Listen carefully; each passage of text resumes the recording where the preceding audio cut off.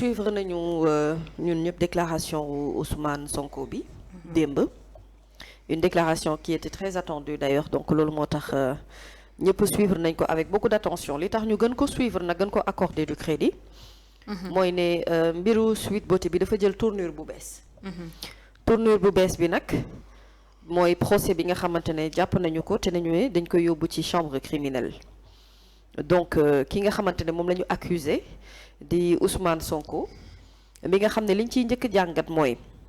fort bi nga xam ne moom Ousmane Sonko am na ko mooy ne depuis le début de cette affaire dafa maintenir li nga xamante ne moom mooy communication bi ci diggante moom ak askan wi. Il y a eu aucun moment ci dossier bi foo xamante ne ni war na ci communiquer ak ñi communiquer wu ñu ñi ce qui fait que moom dafa am benn longueur d'avance boo xam ne am na ko par rapport ak ñeneen ñi ci des ci dossier bi ni mel et li ñu ci seetlu mooy dafa am cohérence également par rapport ak ay propos mooy ne maanaam li nga xam ne moom la tàmbalee wax depuis le début discours bi changé wul ba fii ñu toll nii nga xamante ne ñu ngi jëm ci wàllum procès chambre criminelle ci mbiri Sweet Beauté bi ci révélation yi nga xamante ne jot na ko ci def parce que faut dire que quand même dossier bi yenn leeral yu bëri yuñ ci am ci gémmiñu Ousmane Sonko la gënee leer ndax saa yu ñu ko convoqué wala action judiciaire bi nga xamante ne am na ci yëpp ci procédé bi ñu ko tàmbaleek léegi saa yu ca demee bu noppee toog na jàkkaarloo ak askan wi defal déclaration am boo xamante ne ni daf ci indi ay leeral ci dossier bi ak ci moom gis-gis bi nga xamante ne moom la ci am ci wàllum njàngat également ci ni ma ko gisee démb man ki ma jàkkaarlool démb Ousmane Sonko bi ma jàkkaarlool démb man su fekkee sama sentiment nga bëgg am mooy ne man bi ma ko xoolee démb dëgg-dëgg dama ko yërëm li ma ko yërëmee mooy du ñàkk doole ak du ñàkk kàttan li ma ko yërëmee également du maanaam baat gi nga xamante ne daf koy wax et mu dellu si waat tout le temps et ñu jàpp ne itam nit li muy wax dafa dëppoo ak li nga xam ne moom mooy gëm-gëmam muy foi bi mu am gëm gi mu am ci wàllum diine nangu itam nattu yi nga xamante ne moom la ko yàlla sunu borom teg et nangu nattu googu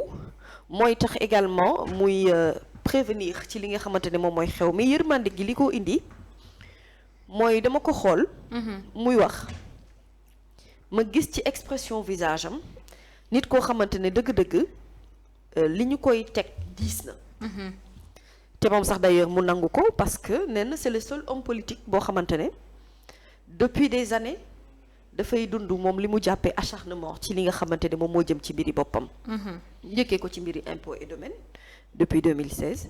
beneen bi ci topp mooy mbiri Adji Sarr mii nga xamante ne bi ñu ko tàmbalee dossier bi ba léegi 2021 ba léegi maanaam daf ko teree dox ay activités am mënul tukki mënul dem mënul ñëw ba ci Casamance bi nga xamante ne moom dafa nekk maire bu fay dem il est obligé mu jël avion pour dem Casamance mënul jaar par la route parce que bu dee jaar par la route day jaar Gambie te comme dañ koo tere génn ci territoire sénégalais bi ce qui fait que donc moom xëy na am na gàllankoor ci wàllu dem ak dikkam boo xamante ne dañu ko tënk de telle sorte que dundam dafay metti beneen bi ci topp mooy Ousmane Sonko effectivement c'est le seul leader politique bu nekk ci wàllum opposition boo xam ne il est sur tous les fronts da ngay am impression ne fépp lay xeexee day xeex ak état day xeex ak instrument judiciaire bi parce que démb déclaration ci mbiri instrument judiciaire bi surtout la gënoon a tënku ci yenn ci ay magistrats yi nga xamante ne moom la amal affaire ci wàllu dossier yi te mu jàpp ne moom mi ci jëmmi boppam lépp loo xamante ne dossier la boo xam ne yóbbu na ko ci wàllub yoon amu ci retour positif yi nga xamante ne xëy na mu ko ci doon seetu wala ne serait-ce que benn ouverture d'enquête boo xamante ne dina permettre ñu mën a situer yenn mbir yi beneen bi mooy en tant que également maire ci ay responsabilités am te ñu xam ne également bi ñu koy fal pour mu nekk maire dafa dépasser au-delà jëmmu Ousmane Sonko yaakaar la gu askanu Ziguinchor am ci moom ba tax ñu teg ko fa te yaakaar googu pour que mën ko doxal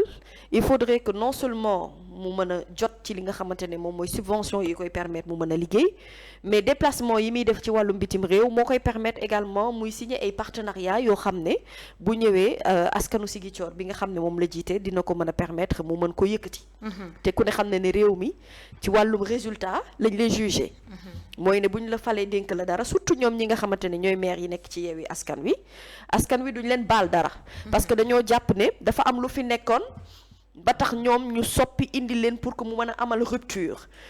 boobu nag dëgg la ci comportement yi ci la bokk ci doxalin bi ak ci gestion bi ci la bokk waaye rupture bi également ci wàllum réalisation la te réalisation yooyu mënoo koo def tant que amoo les moyens te parfois pour am les moyens nag il faut que nga génn ci gox bi nga xamante ne fa nga nekk pour dem wutee ji ak yeneen i gox wala yeneen i dëkk pour mën a signer ay partenariats yoo xam ne moo lay permettre nga mën a réaliser yenn yi surtout que moom dafa renoncer ci salaire u maire am et que lépp lu muy liggéey également daf koy def au service de la population de Ziguinchor et malheureusement ci wàllum liberté am dafa am lu bëri loo xamante ne dañ ko ci tënk ba tax loolu mënu ko cee def ma yërëm ko itam le temps que ma yërëm ko en tant que père de famille et en tant que également mari en tant que papu ay doomam nga xamante ne il est sous les projecteurs te bu ñu jàppee ne moom itam mu ngi ci projecteur mënuñu ci génnee famille am ndax nag du tere bu dee doomam buy dox ci mbedd bi daañu ne kii doomu Ousmane Sonko la bu dee dafay jàngi école également c'est-à-dire à la limite li muy dund dafay wàlli ba ci njabootam donc ñooñu il faut ñu am mental bu fort pour que ñu mën ko accompagner ci situation bi ni mel li tax itam na bu ma yërëm ko mooy le fait que mu nekk un homme politique engagé ci li nga xamante ne mooy espoir bi waa Pastef def ci moom ba porté ko mu nekk seenu candidat et au-delà de tout cela mu am ay sénégalais yoo xamante ne xëy na dañoo apolitique maanaam nekkuñu ñoo xamante ne dañuy militer pour le parti Pastef mais nitu Ousmane Sonko gi ci boppam moo leen intéressé xëy na ci idéologie am ak ci ni nga xamante ne noonu lay doxee ak noonu lay jëfee et ñu gis ne dafa am benn maanaam acharnement boo xamante ne dafa tegu ci moom te loolu yëpp muy lu diis xam nga na bu faaw ñuy jiital benn mbir li ñuy jiital oustaz Diaga mooy doomu aadama bu ne doomu aadama ga yàpp deret ak siddit moo nekk ci sa yaram te lu ñu lay mënti def it lu mu tuuti da nga koy yëg ci sa biir yaram ak loo wane ne da nga am benn carapace nit ku dëgër wala nit ku fort am na foo xamante ne bu ñu la fa laalee nit nga te am na nooy waxee itam dañuy comprendre ne yow mi dëgg-dëgg laal nañu sa xolu nit sa xolu doomu aadama ci ni ñu lay tegee ci ay série yoo xamante ne da nga koy tegu démb c'était un Ousmane Sonko boo xamante ne dafa taxaw dénk boppam askan wi ci ni mu taxawee dénk boppam askan wi mooy ne yéen ñi nga xam ne yéen a ma jaral xeex yéen a ma jaral lii yëpp ndax amaana mënoon na ko bàyyi xëy na bu fekkente ne jàppoon na ne yëf yi bu continuer nii amaana mën na ko nasaxal ci li nga xamante ne moom mooy ay projet de vie yi mu amoon mënoon na ko bàyyi politique bi dem defi leneen amaana xëy na tukki sax yóbbaale njabootam dem defi leneen mais il a tenu xëy na ci ay engagement ak parce que dafa am ay nit ñu ko jiital te yaakaar ci ñoom mu am ay ambition politique yoo xamante ne mooy li nga xam ne mooy présidentielle 2024 donc cohérence dans ses propos donc un homme en réalité fort ci wàllum physiquement et même mentalement si tu veux mais atteint également ci li nga xamante ne mooy émotionnellement par rapport ak li dal ci kawam yépp et puis également quelqu'un boo xamante ne ni boo ko dégloo ci ay kàddoom li mu def maanaam bu ko nit ñi bëggee soofantal nañu jàpp ne ñu ngi soofantal lu am doole mooy ne dafa jël boppam jébbal ko ñi nga xamante ne ñoom ñooy askan wi te acte boobu noonu c'est fort c'est extrêmement fort pour un homme politique boo xamante ne quoi qu'on puisse dire ñu nangu ko ñàkk ko bañ a nangu dafa am poids bu am doole ci réew mi te il sait que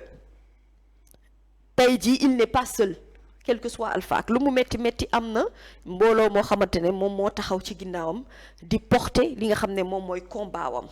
et donc kooku ay message am buñ ko dee décrypter dañ koy décrypter avec tout le sérieux du monde dañ koy accorder crédit bi nga xamante ne moom la war a am parce que nag wax naa fii ne on va ci ay lendemain yu incertain ci réew mi li tax incertain mooy les gens ont peur finalement que mbiri Adji Sarr mi doon dossier boo xamante ne mën na dugal réew mi ci benn situation bu xaw a doy waar boo xamante ne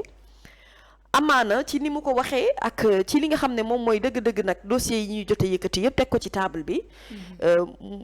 mënoon nañu ko moi personnellement je trouve que c'était un dossier boo xamante ne mënoon nañu ko clore depuis très longtemps ñu tëj ko depuis très longtemps jàll ci leneen et que ñu mën a apaiser li nga xamante ne moom mooy climat bi mais ce Ousmane Sonko qui est sorti hier c'est un Ousmane Sonko également boo xam ne pare na pour lépp il est prêt à tout et il s'attend également à ce que ci dossier bi lépp mën a xew on espère que ci dossier bi même bu ñu jëmee ci wàllum procès Nabou li ñu ciy séntu mooy la manifestation de la vérité qui pour moi est déjà évidente ci gis-gisu ñu bëri du ma ni ñëpp waaye gis-gisu ñu bëri jàpp nañu ne dëgg-dëgg bii le dossier jarul woon a jox ampleur bi ñu am ni te benn doomu aadama benn mbindeef bu tudd Adji Sarr nar a indi jaxasoo boo xamante ne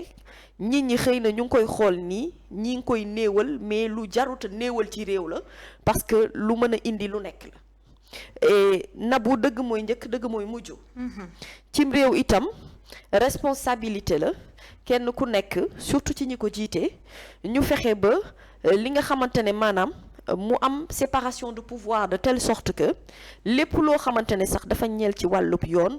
duñu ko jox benn connotation politique maanaam du ñu jàpp ne xëy na kii dafa nekk leader wala dafa nekk un homme politique loolu moo tax amaana ñu am yenn yoo xamante ne dañ koy teg ci ndoddam pour mën koo tere yegg fi mu bëgg yegg gis-gis boobu dama ne bu dee plané rek ci bopp nit ñi doonte xëy na sax amaana mën na bañ a féete nekk loolu mais bu dee plané rek suspicion boobu bu fi amee rek mooy ne problème am na aujourd'hui chacun doit être libre de pouvoir am ay ambitions ci wàllum politique et de pouvoir aller au bout de ses ambitions également ci wàllum politique donc mu ngi annoncé également ne hormis ce procès là et que li nga xamante ne wax na ko ci juge Maham Diallo ñun ñëpp ñu déglu ko moi j'attends la suite et je pense que ci fan yii ni di ñëw amaana mën nañu séntu affaire bi mu am ci beneen tournure boo xamante ne dina doon lu kéemaane espérons que duñu ci yegg et que bu ñu yeggee également ci chambre criminelle li ñu ciy séntu mooy cette manifestation de la vérité là que mu doon loo xamante ne finalement ça va être un dossier clos une bonne fois pour toutes parce que il y va de l'intérêt de ce pays il y va d'un homme boo xamante ne également c'est un homme politique qui s'appelle Ousmane Sonko il y va d'un père de famille boo xamante ne il s'appelle Ousmane Sonko il y va également de l'espoir d'une certaine nation boo xamante ne itam dañu am yaakaar ci moom mu tudd Ousmane Sonko donc kooku itam vraiment il faut lui accorder tout le sérieux qu'il faut j'ai regardé également et suivre la réponse de Maître Dior Diagne mi nga xamante ne moom Ousmane Sonko cité na ko à plusieurs reprises depuis le début de ce dossier ci li nga xamante ne moom mooy lu mu tuddee complot entre guillemets ci mbiri Adji Sarr bi ma gis tontu Maître Dior Diagne mu wax ni moom pitié rek la am maanaam dafay yërmande daal la am pitié la am ci Ousmane Sonko et que c'est pas parce que dafa nekk soxnay Antoine Félix Diome que justement dañu war a entacher deram ak yeneen yu ni mel mais pourquoi également pour la manifestation de la vérité aujourd'hui tey la tàmmoo joxe tontu bi ni mel pourquoi tontu boobu ñëwul depuis bu yàgg parce que c'est pas la première fois également lañ ko woo ci mbir bi ni mel et également pour mu mën a setal deram ci ni mu ko bëggee est-ce que warul woon na moom ci jëmmi boppam instruire benn dossier judiciaire boo xamante ne daf koy permettre juge bi woo ko mu war a mën a dem tontu ji ci li nga xamante ne moom la ñu koy accuser sans pour autant sax mu xaar action judiciaire bi jóge feneen mooy ne maanaam man xëy na bu ñu ma tuumaalee lenn li sama bëgg-bëgg ak sama yitte mooy ma setal sama der ci mu gën a gaawee sans pour autant may toog di xaar leneen di ci am et daf ci am ñeneen ñoo xamante ni itam cité nañu leen ci dossier boobu te on n'a pas vu que ñu woo leen interpeller leen xëy na kon dañuy xaar procès bi ñëw pour que mu mën a nekk ay appel à témoins yoo xamante ne ci la ñuy indi ay leeral ci mbir mi ni mel et également dans ce dossier là gisuñu ñi nga xamante ne ñoom ñooy les accusateurs mu nekk Adji Sarr ak ay avocats am indi benn forme de preuve boo xamante ne en tout cas sur la place publique on peut en discuter pour dire que ñii kat nee nañu réellement mbir yi nii la tëddee ak nii la amee te benn bi ci topp mooy y a pas que Ousmane Sonko dans cette affaire là. Dans cette affaire là y a Ndeye Khady également Ndeye Khady Ndiaye jigéen bu yor salaam c'est très rare ñu tudd ko duñu ko tudd et pourtant wax ko même chef d'inculpation yi la te raw moom li muy subir actuellement moo gën a metti sax li ñeneen ñi di subir ci dossier bi. mais oui parce que xam nga tey ji ak lu mu metti Ndeye Khady Ndiaye du femme politique amul ay militant amul également ñu ko mën a jàppale ci mbir mi ni mel jigéen la buy sëyam yor entreprise am di ko doxal xëy na nag mbir mi taqee ci li nga xamante ne moom mooy Sweet Beauté et que également ci wàllum yoon mu war a dem wuyu ji mais dafa xaw a am un peu c'est-à-dire dañ koy xaw a fàtte moom ci mbir mi ni mel et puis y a pas que moom il y a également le médecin légiste bi nga xamante ni temps est passé dégg nañu mu def ay sorties di wax ne moom il craint pour sa propre vie et il y a également le capitaine Touré il y a énormément de gens yoo xamante ne ñooy tourner autour de ce dossier là et qui ont besoin aux yeux de la justice et aux yeux du peuple ñu mën a xam dëgg-dëgg fan la wàll gi féete donc ñooñu ñëpp il faut ñu prendre leen en compte donc il y a pas que dans ce dossier là une personne qui s'appelle Ousmane Sonko il y a tout un monde boo xamante ne dañoo nekk autour de ce dossier là et il va falloir le régler beneen bi ci topp mooy Nabou Cor gis nga am réew bu nu ko dee bëgg doxal ci li nga xamante ne moom mooy la plus grande clarté il faudrait que ñuy jiital maanaam dëgg benn et puis ñiy jiital également gis-gisu la majorité des Sénégalais c'est hyper important que ñi nga xamante ne maanaam ñoom ñoo ëpp en tout cas ñi gën a am wàll ci réew parce que ñëpp ci am wàll mais ñi nga xamante ne xëy na booy dee xool ci wàllum tendance ngay xool également ci wàllum réaction li muy susciter quand c'est un homme comme Ousmane Sonko qui sort pour faire une déclaration mais va regarder les lives ça monte à un niveau extraordinaire et au-delà de tout cela lis les commentaires aujourd'hui on parle des réseaux sociaux mais les réseaux sociaux sont un facteur déterminant pour que aujourd'hui nga mën a comprendre dëgg-dëgg boo dee xool ci wàllum tendance fan la mbir yi di gën a féete loolu nit da ko war di bàyyi xel saa su nekk parce que nag réew lu koy fay moo gën téeméeri junni yoon lu koy taal newuñu ni nul ne doit être au-dessus de la loi newuñu ni képp koo xamante ne daf ci am ay nit ñoo xam ne c'est des personnes justiciables et des non justiciables parce que ñëpp a war a yem également ci wàllub yoon newuñu ni itam ne mbir mi ni mel xëy na dañoo war a raxas rek loxoy Ousmane Sonko ba mu set tegee ko de côté mais dañu ne na tegu ci yoon et surtout que ci mbir mi itam li ci doy waar mooy longueur d'avance bi ma la doon wax sànq ne Ousmane Sonko daf ko am ci ñoom ci lu bëree bëri mooy ne moom à tout moment il communique il fait des révélations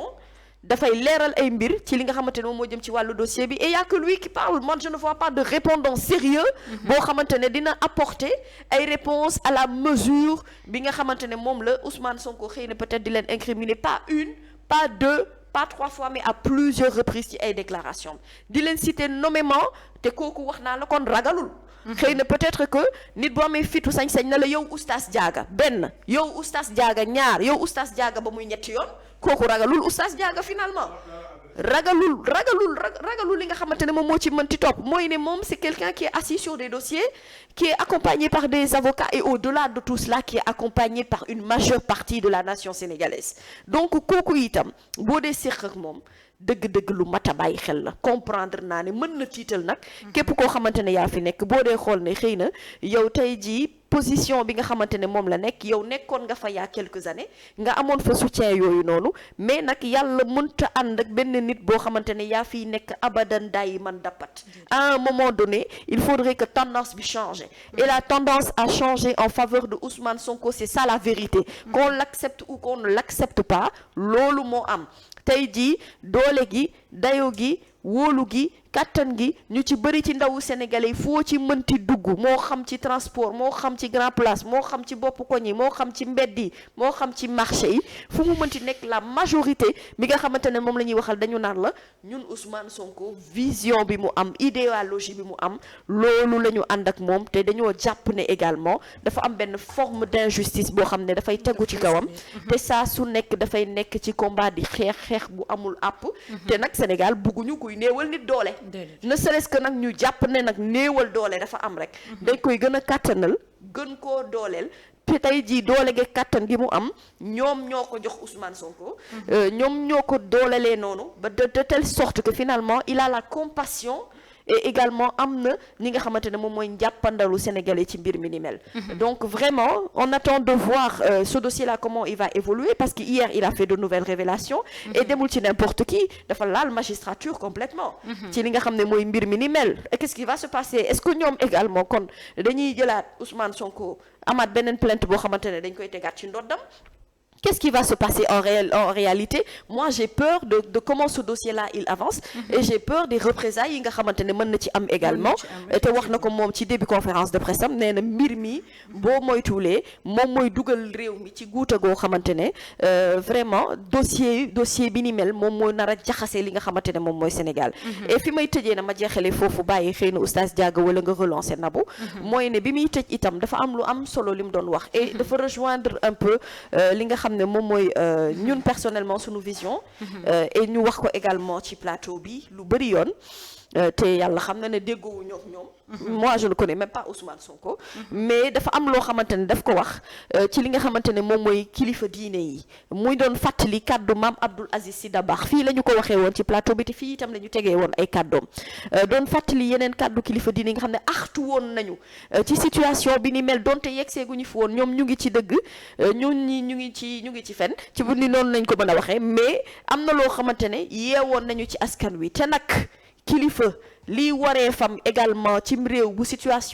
tolloo ci situation yi ni mel mooy artu mooy wax dëgg mooy également delloo si waat nit ñi ci li nga xamante ne moom mooy les fondamentaux yi nga xam ne moo tax réew mi mën a dëgër ba toogaay gi mu toog fii ba tey ñu bañ a teggi boobule yoon bañ a toog itam di seetaan ba yëf yi di yegg foo xamante ne dootuñu ko mën a contrôler ñuy bëgg di ñëw di arrêter li nga xamante ne moom mooy processus boo xam ne boobu ba tey pourtant mu ngi signé seen signal d'alerte mais dañoo toog di ko seetaan ci wàllu woowee Nabou ñi nekk ci réew mi ku nekk ci wàll wi nga nekk li ciy sa responsabilité nañu ko jël ba mu mat effectivement te bañ di seetaan baaxul ci am réew dëgg dañu koy wax fa ñu ko war a waxee régler li ñu war a régler ci dans la plus grande justice et dans la plus grande équité loolu mooy tax ñu mën a assurer l'équilibre de vie dans une société bu ñu ko deful dañuy seetaan loo xamante ne mën naa jural Sénégal loo xam ne ëllëg ñaanuñu ko yàlla yal na yàlla def jàmm ci réew mi waaye jàmm nag li tax mu am mooy ñuy doxal dëgg fépp fu ñu mën ci toll. D'accord.